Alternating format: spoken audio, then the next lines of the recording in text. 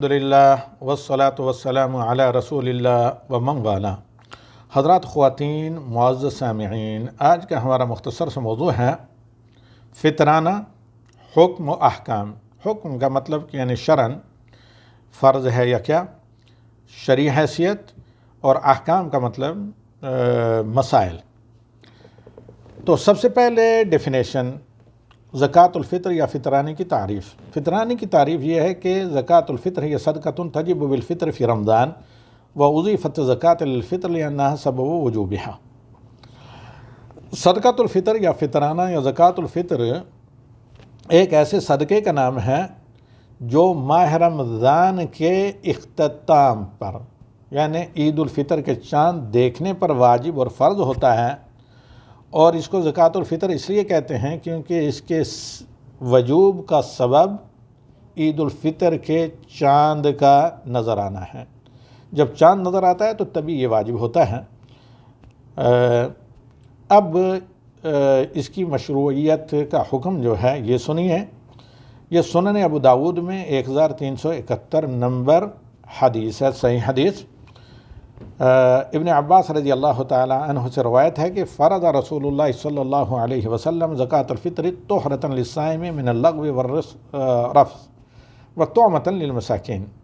اس کا مقصدیت بھی بیان کی گئی، غرض و غایت بھی بیان کی گئی، اور فوائد بھی بیان کیے گئے۔ ابن عباس کہتے ہیں کہ رسول صلی اللہ علیہ وسلم نے فطرانہ فرض کیا۔ کیوں فرض کیا؟ کہا کہ روزے دار کے لیے روزے کی حالت میں جو کچھ ممنوع کام ہو جاتے ہیں، یعنی فضول کام نہیں کرنے چاہیے ایک مسلمان کو، یہی مسلمان کے فلاح کی ایک وجہ ہے کہ وہ فضول کاموں سے بچتا ہے۔ قد افلح المؤمنون الذین هم فی صلاتهم خاشعون الذین هم فی صلاتهم خاشعون والذین هم عن اللغو معرضون۔ لغو کام نہیں کرتے۔ تو ابن عباس کہتے ہیں کہ رسول صلی اللہ علیہ وسلم نے مسلمانوں پر صدقۃ الفطر یا فطرانہ فرض کیا تاکہ روزے دار کے روزے کے لیے روزے کے دوران اسے جو لغو فضول کام ہوئے ہیں، رفث جو خلاف مروت کام وغیرہ ہوئے ہیں، بس اوقات چونکہ روزے کی حالت میں حتیٰ کہ شریک حیات سے بھی رومانٹک گپ شپ کرنا درست نہیں ہے، وطعمۃ للمساکین، اور مسکینوں کے لیے کھانا تاکہ عید کے دن بیچارے مزدوری کی تلاش میں مارے مارے نہ پھریں، وہ بھی دیگر مالدار مسلمانوں کے ساتھ غم فردہ یا غم جو ہے نان شبینہ سے فری ہو کر عید کی خوشیوں میں شرکت کریں۔ پھر اللہ کے نبی صلی اللہ علیہ وسلم نے یہ بھی بتا دیا کہ اس کو ادا کرنا کب فرض ہے۔ من اداها قبل الصلاۃ فہی زکوٰۃ مقبولہ۔ جس نے عید کی نماز سے پہلے فطرانہ ادا کر دیا تو یہ اس کا فطرانہ بطور فطرانہ کے قبول ہوا۔ ومن اداها بعد الصلاۃ فہی صدقۃ من الصدقات۔ جس نے نماز عید کے بعد ادا کیا تو یہ عام صدقوں میں سے ہے۔ اس کا مطلب یہ نہیں کہ کوئی نہیں ادا کر سکا عید سے پہلے تو بعد میں نہ ادا کرے، بعد میں ادا کرے گا، لیکن پہلے کے ادا کرنے کی جو فضیلت تھی، جو اجر تھا، وہ اس سے محروم ہوگا، لیکن ادا کرنا ہے کیونکہ یہ اللہ کا قرض ہے اور فرض ہے۔ نووی رحمہ اللہ کہتے ہیں کہ رواہ ابو داود من روایت ابن عباس باسناد حسن، یہ حسن سند کو پہنچتی ہے۔ اس کے بعد یہ جو نبی صلی اللہ علیہ وسلم نے کہا طہرتن، تو اس کی وضاحت تو میں کر چکا ہوں۔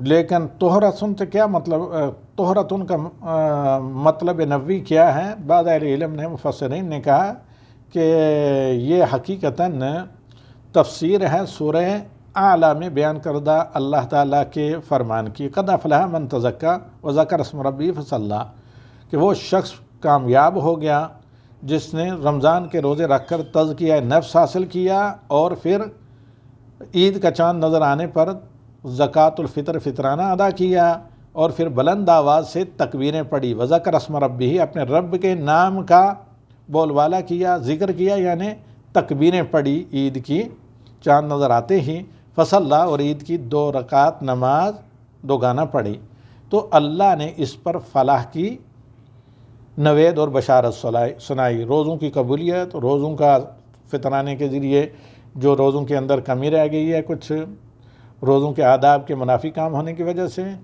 اس سے تزکیہ، اور پھر جب عید کا چاند نظر آتے ہی اللہ کے شکرانے کے طور پر اللہ کی بڑائی بیان کی تکبیریں پڑھ کر، اور پھر 2 رکعت نماز عید کی پڑھ کر اللہ کا شکر ادا کیا اور ذکر کیا۔ عمر بن عبدالعزیز جو خلیفہ تھے رحمہ اللہ، خلفائے راشدین کے بعد سب سے عظیم مقام کے خلیفہ، جن کو راشد خامس بھی کہا جاتا ہے، ابو العالیہ کے واسطے سے ان سے مروی ہے، قال، ان دونوں نے کہا، ادا زکوٰۃ الفطر ثم خرج الی الصلاۃ، یعنی عمر بن عبدالعزیز جیسے جلیل القدر خلیفہ اور عالم کی یہ تفسیر ہے کہ سورہ اعلیٰ میں جو اللہ نے یہ کہا، قد افلح من تزکیٰ وذکر اسم ربہ فصلی، تو یعنی فطرانہ ادا کیا پہلے، پھر نماز عید کے لیے نکل گیا۔ احکام القرآن جو جساس کی کتاب ہے اس میں یہ تفسیر بیان کی گئی ہے۔ وقیع بن جراح رحمہ اللہ سے مروی ہے، جو شافعی رحمہ اللہ کے استاد ہیں، کہتے ہیں زکوٰۃ الفطر لشہر رمضان کسجدۃ السہو للصلاۃ، زکوٰۃ الفطر یا فطرانہ ایسے ہی ہے جیسے نماز کے میں کوئی کوتاہی ہو جائے تو سجدہ سہو سے اس کی تلافی ہو جاتی ہے، تجبر نقصان الصوم کما یجبر السجود نقصان الصلاۃ، یہ مجموع نووی کی 6ویں جلد میں۔ اب زکوٰۃ الفطر کا حکم ہے، صحیح یہ ہے کہ زکوٰۃ الفطر فرض ہے، یعنی اس کو نہ ادا کرنا گناہ کبیرہ ہے، اور پھر روزے بھی ہنگ رہیں گے اللہ تعالیٰ کے پہنچنے سے۔ کہ ابن عمر رضی اللہ تعالیٰ عنہ نے فرمایا، جلیل القدر صحابی عبداللہ ابن عمر نے، فرض رسول اللہ صلی اللہ علیہ وسلم زکوٰۃ الفطر، کہ اللہ کے رسول نے فطرانے کو فرض کیا ہے، اور علماء اسلام کا اس بات پر اجماع ہے کہ یہ فرض ہے۔ مغنی دیکھیے جلد 2 باب سرقۃ الفطر۔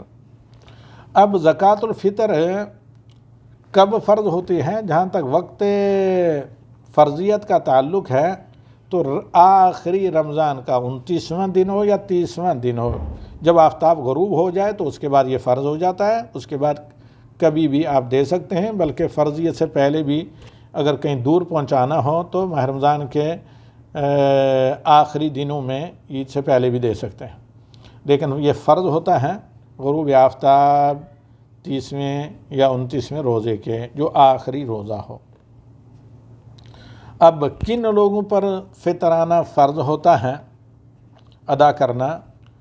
تمام مسلمانوں پر۔ ابن عمر رضی اللہ تعالیٰ عنہما سے روایت ہے کہ فرض رسول اللہ صلی اللہ علیہ وسلم زکوٰۃ الفطر صاع من تمر وصاع من شعیر علی العبد والحر والذکر والانثی والصغیر والکبیر من المسلمین، صحیح بخاری کی یہ روایت ہے 1407۔ ابن عمر کہتے ہیں کہ رسول صلی اللہ علیہ وسلم نے فطرانہ فرض کیا، 1 صاع کھجور یا 1 صاع جو۔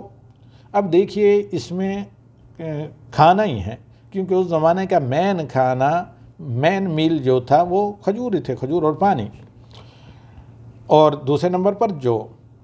اب یہاں دیکھیے ابن عمر کہتے ہیں کہ فرض کیا، اس سے مطلب یہ کہ کھانا ہی فرض ہے، آپ نقد دوسری چیزیں نہیں دے سکتے۔ آپ کے پاس نقد ہے تو کھانا خرید کر دیجئے، کھانا کا مطلب اناج خرید کر دیجئے جو کھانے کے کام آئے۔ عرفاً اپنے اپنے زمانے کے اعتبار سے کہیں ماکرونہ ہیں تو وہ، کہیں گندم ہیں تو وہ، کہیں چاول ہیں تو وہ، کہیں اور کوئی چیز ہے کھانے کے طور پر تو وہ بھی دے سکتے ہیں، کہیں چاول دال وغیرہ ہیں تو ان میں سے ملا کر اس طریقے سے دے کے جو غذا گھر میں اناج جو اناج غذا کے طور پر گھر میں استعمال ہوتا ہے وہی اپنے سوسائٹی کی ضرورت کے اعتبار سے ادا کیا جائے۔ تو یہاں پر اللہ کے نبی صلی اللہ علیہ وسلم نے ایک تو حکم بتایا کہ فطرانہ فرض ہے، دوسرا یہ بتایا کہ اس کی مقدار 1 صاع ہے۔ 1 صاع کیا ہوتا ہے میں آپ کو بتا دیتا ہوں، جو مکہ یونیورسٹی کی بڑی طویل اسٹڈی کر کے تحقیق ہے، وہ یہ کہ جو آج کل پنجاب وغیرہ کی گندم دنیا میں اکثر مشہور ہے، اس گندم کو 2242 گرام یا بعض جگہ کہا گیا 42 گرام، تقریباً 2.25 کلو کسی بھی برتن میں ڈالیں، حالانکہ 2100 گرام ہوتا ہے گندم کا، یہ کسی بھی برتن میں آپ ڈالیں، اس برتن کے نشان لگا دیں کہاں تک پہنچ جاتا ہے، اسی میں کھجور ڈال کر، پنیر ڈال کر، کشمش ڈال کر، دال ڈال کر، چاول ڈال کر دے دیں، بصرف نظر کے وزن کم ہوتا ہے یا زیادہ۔ یہ ہے سا پیمائش ہے، وزن نہیں۔ تو یہ بھی معلوم ہوا کہ 1 سا مقدار ہے۔ گزشتہ سال میں تفصیلاً بیان کر چکا ہوں، وہ القلم ٹیم آج کل رمضان میں پوسٹ کر رہی ہیں آپ کے لیے۔ میں تفصیلاً بتا چکا ہوں کہ چاول کا وزن کیا ہوتا ہے، گندم کا وزن کیا ہوتا ہے، آٹے کا وزن کیا ہوتا ہے، دیگر بہت سی چیزیں ہیں ان کا وزن کیا ہوتا ہے۔ تو سا کا عموماً وزن ہوتا ہے 2.5 سیر سے لے کر 2.25 سیر تک، اور بعض چیزیں جیسے گندم وغیرہ 2100 گرام ہی ہوتا ہے تقریباً۔ اور جو اسی اعتبار سے، کیونکہ چھلکے سمیت نبی صلی اللہ علیہ وسلم کے زمانے میں جو دیا جاتا تھا۔ اب کس پر فرض ہے؟ تمام مسلمانوں پر جس کے پاس ایک دن کا کھانا موجود ہو 24 گھنٹے کا، یعنی جس مسلمان کے پاس وہ غلامی کیوں نہ ہو، اگر 24 گھنٹے 3 ٹائم کے کھانے کے علاوہ کچھ ہے زائد تو اس پر زکوٰۃ الفطر فرض ہے، وہ اس میں سے صدقۃ الفطر دے گا۔ غلام پر، آزاد پر، والذکر والانثیٰ، مرد و عورت سب پر، چھوٹے بڑے پر، حتیٰ کہ بعض صحابہ جیسے حضرت عثمان رضی اللہ تعالی عنہ ہیں، انہوں نے حمل کی طرف سے بھی نکالا ہے۔ بس واحد شرط ہے کہ مسلمان ہو، ہر مسلمان، وہ چھوٹا اگر اس کی عمر وہ عید کا چاند دیکھنے سے پہلے بھی پیدا ہوا ہے تو اس پر فرض ہے، ہاں جو بعد میں پیدا ہوا اس پر نہیں، لیکن یہ ہے کہ نکالنا چاہیے اس کی طرف سے بھی۔ تمام مسلمانوں پر یہ فرض ہے، جو نابالغ ہیں، جو غلام ہیں، جو گھر کی عورتیں کماتے نہیں، ان کی طرف سے ان کے گارڈین اور سرپرست پر فرض ہے۔ یہ صحیح بخاری کی حدیث ہے، 1407 نمبر۔ امام شافعی رحمہ اللہ فرماتے ہیں کہ اس حدیث میں اس بات پر دلالت ہے کہ رسول صلی اللہ علیہ وسلم نے اسے فرض کیا، صرف مسلمانوں پر فرض کیا، کہ اللہ تعالیٰ نے زکوٰۃ کو مسلمانوں پر ان کے اعمال کی مطلب کمی سے پاکیزگی کے لیے اور مال کو بھی پاکیزگی کے لیے یہ فرض کیا۔ اور امام شافعی رحمہ اللہ فرماتے ہیں کل من دخل علیہ شوال وعندہ قوت وقوت من یقوت یوم وما یؤد به زکاۃ الفطر عنہ وعنہم اداہ عنہ وعنہم وان لم یکن عنده الا ما یؤدی عن بعضهم اداہ عن بعض۔ یہ بہت عظیم فتویٰ ہے۔ فرماتے ہیں کہ جس کے پاس اپنی غذا اور اپنے عیال کی غذا سے اضافی کوئی چیز ہو ایک دن کے لیے، ایک دن کی اپنی اور اپنے عیال کی غذا سے اضافی ہو، جتنا ہو، اگرچہ سا سے کم بھی ہو تو وہ ادا کرے گا اپنی طرف سے اور اپنے عیال کی طرف سے۔ اور اگر اس کے پاس صرف آدھے عیال کی فطرانہ ادا کرنے کا غلہ ہے تو اتنا ہی ادا کرے گا۔ اگر اس کے پاس صرف اپنا اور اپنے عیال کا ایک دن کا خرچہ ہے تو ایسے شخص پر پھر فطرانہ فرض نہیں ہے۔ امام نووی رحمہ اللہ فرماتے ہیں المعسر لا فطر علیہ بلا خلاف، تنگ دست پر فطرانہ فرض نہیں ہے بلا اختلاف۔ اور تنگ دست سے مراد یہ ہے کہ جس کے پاس اپنے اور اپنے عیال کا ایک دن کا خرچہ بھی نہ ہو، اس کو دیا جائے گا، اس سے نہیں لیا جائے گا۔ ہاں دینے کے بعد اس کے پاس عید کی نماز سے پہلے اتنا موجود ہو جاتا ہے کہ جو اس آدمی کے اپنے اور اپنے عیال کے اخراجات سے بڑھ جاتا ہے تو پھر وہ لوگوں کے دیے ہوئے میں سے ادا کرے گا۔ اسی طرح اگر کسی کا سلیب غلام ہے جن پر نفقہ خرچہ کرتا ہے، یا کسی کے ملازمین ہیں جن کے اخراجات کی ذمہ داری اس نے لی ہوئی ہے، تو ان کی طرف سے بھی یہ جو گھر کا ذمہ دار ہے صدقۃ الفطر ادا کرے گا۔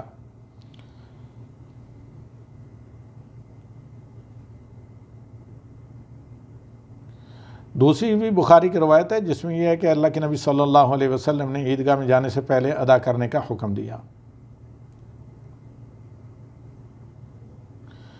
اور اسی طرح یہ کہ جس پر اپنا فطرہ فرض ہوگا تو اس پر ان لوگوں کا فطرانہ بھی ادا کرنا فرض ہے جن کے وہ ایکسپینشن اخراجات اٹھاتا ہے، جیسے بیوی، بچے، گھر کے دیگر لوگ۔ اسی طرح ہر آدمی اپنی طرف سے، اپنی بیوی کی طرف سے، اپنے عیال کی طرف سے زکوٰۃ الفطر ادا کرے گا۔ اور اگر بیوی کے پاس مال ہیں یا اسی طرح کسی آدمی کے اولاد فقراء ہیں یا والدین اس کے ماں باپ فقیر ہیں یا ایسی بیٹی جس کی ابھی رخصت نہیں ہوئی ہے، اگرچہ نکاح وغیرہ ہو چکا ہے، جو اپنے میکے میں رہتی ہیں، اگر وہ فقیر ہے اور تو ان کی طرف سے بھی ادا کرے گا۔ اور اگر کسی کی اولاد مالدار ہیں تو اس کا والد کے اوپر فطرانہ فرض نہیں، یہ اولاد اپنی طرف سے خود ادا کرے گی۔ اسی طرح اگر بیوی مالدار ہیں تو تب بھی بیوی کی طرف سے شوہر ادا کرے گا، لیکن وہ اپنی طرف سے ادا کرنا چاہے تو ادا کر سکتی ہے۔ اور آدمی اپنے قریب سے قریب تر سے شروع کرے گا جہاں تک پہنچ سکے۔ جو عید کی نماز سے پہلے بچہ جو ہے نا، اگر حمل ہو تو حمل پر فرض نہیں، تطوعاً نکالا جا سکتا ہے۔ اور اگر کوئی آدمی آخری رمضان کا روزہ رکھنے کے بعد عید کا چاند نظر آنے کے بعد مر جاتا ہے، کسی کی وفات ہو جاتی ہے جس پر فطرانہ واجب ہو گیا اور ادائیگی سے پہلے وفات ہو جاتی ہے، تو اس کے ترکے سے، میراث سے فطرانہ ادا کیا جائے گا اور فطرہ اس کے ذمے سے ساقط نہیں ہوگا۔ ہاں، کوئی آدمی فطرہ واجب ہونے سے پہلے یعنی عید کا چاند نظر آنے سے پہلے وفات پا جاتا ہے تو اس کی طرف سے نفلاً نکالیں تو ورنہ ورثہ نکال سکتے ہیں، ورنہ فرض نہیں ہے اس کے اوپر۔ جہاں تک یتیموں کی طرف سے فطرانے کا مسئلہ ہے تو امام مالک رحمہ اللہ کہتے ہیں کہ جو یتیم کا وصی ہوگا یعنی سرپرست باپ کی وفات کے بعد، وہ اس کی طرف سے نکالے گا، یتامہ کی طرف سے، اگر ان کا مال ہے تو ان کے مال میں سے، ورنہ اپنی طرف سے۔ اور اگر کوئی آدمی عید کے دن، عید کی نماز سے پہلے اسلام لے آتا ہے تو اس کی طرف سے فطرانہ ادا کرنا مستحب ہے۔ اور جہاں تک مقدار کا تعلق ہے تو میں بتا چکا ہوں کہ ابو سعید خدری کہتے ہیں کنا نوتی فی زمن نبی صلی اللہ علیہ وسلم صاع من طعام، نبی صلی اللہ علیہ وسلم کے زمانے میں کھانا یعنی غلہ، اناج میں سے ہم ایک صاع دیا کرتے تھے، صحیح بخاری کے 1412 نمبر حدیث۔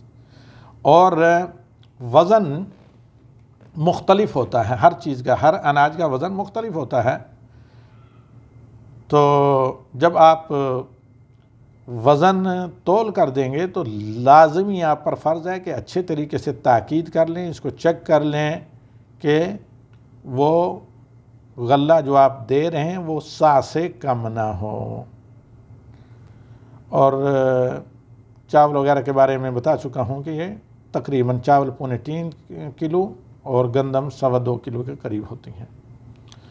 اور کن اصناف سے آدمی زکوٰۃ الفطر ادا کرے گا؟ غالب قوت البلد، یعنی جس ملک میں آپ رہیں وہاں جو اکثریت کی غذا ہے، جیسے آج کل چاول ہیں زیادہ تر لوگوں کی، بعض خطوں بعض لوگ زیادہ روٹی جو کھاتے ہیں تو ان کے لیے گندم۔ صحیحین میں حدیث ابن عمر رضی اللہ تعالیٰ عنہ سے ہے کہ رسول صلی اللہ علیہ وسلم نے زکوٰۃ الفطر کو تمر یعنی کھجور، ڈیٹ اور جو میں فرض کیا، کیونکہ اس زمانے میں غالب قوت جو تھی، جو غالب غذا تھی اہل مدینہ کی، وہ کھجور تھے اور دوسرے نمبر پر جو۔ حضرت ابو سعید خدری کہتے ہیں کنا نخرج فی عہد رسول اللہ صلی اللہ علیہ وسلم یوم الفطر صاع من طعام، قال ابو سعید وکان طعامنا الشعیر والزبیب والعقد والتمر، 14 یعنی 1414 نمبر صحیح بخاری کی روایت۔ تو ابو سعید کہتے ہیں کہ اس زمانے میں عہد نبوی میں ہمارا کھانا کیا تھا؟ جو، کشمش، پنیر اور کھجور۔ تو آپ جس ملک میں بھی دنیا میں رہتے ہوں وہاں جو آپ کی مین غذا ہے، مین میل جو ہے، جو کھانا ہے اس سے آپ ادا کر سکتے ہیں۔ کہیں مکئی ہے تو وہ مکئی دیں گے، کہیں گندم ہے وہ گندم دیں گے، کہیں جو ہے وہ جو دیں گے، کہیں چاول ہے تو وہ چاول دیں گے، اور کہیں مکرونے کھائی جاتے ہیں تو وہ وہی دیں گے، اور کہیں کوئی بھی اور غذا کھائی جاتی ہے تو وہ اسی کو دیں گے، کہیں دالیں چاول استعمال ہوتے ہیں تو 50-50 کر کے دیں گے۔ ھذا وصلی اللہ علی النبی وآخر دعوانا الحمد للہ رب العالمین۔ بہتر ہے کہ دیگر چیزیں بھی دے دی جائیں اناج کے ساتھ، جیسے گوشت ہے، دال ہے، ممکن ہو سبزیاں وغیرہ بھی۔ ھذا وصلی اللہ علی النبی وآخر دعوانا الحمد للہ رب العالمین۔ جی، ہم اس درس سے ٹوٹے پوٹے اپنے انداز میں فارغ ہو چکے ہیں۔ 20 منٹ کا تھا یہ، تو آپ لوگوں میں سے کسی کو کوئی کوشچن تو نہیں کرنا ہے؟ اس کو ہم القلم ٹیلی گرام میں بھیجیں گے کیونکہ 22 منٹ کا ہے۔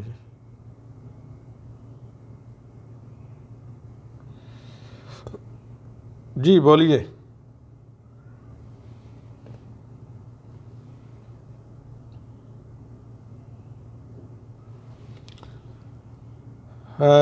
اکبر شمشاد صاحب کہاں چلے گئے آپ؟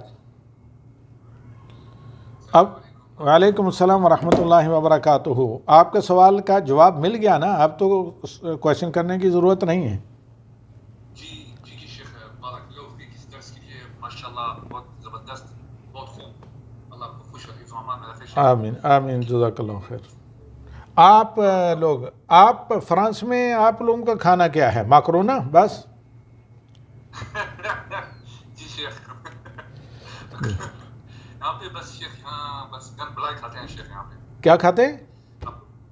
گند بلا ایسے کچھ، یہاں تو آپ کو پتہ ہے کیا کھاتے ہیں؟ مجھے نہیں پتہ ہے کیا۔ استغفر اللہ، لوگ یہاں پہ بہت گند کھاتے ہیں شیخ۔ اللہ تعالیٰ چلیے، اللہ تعالیٰ آپ کو طیبات نصیب کرے۔ اللہ سے دعا کریں، الحمدللہ الذی عافانا مما ابتلاہم بہ وفضلنا علی کثیر ممن خلق تفضیلا۔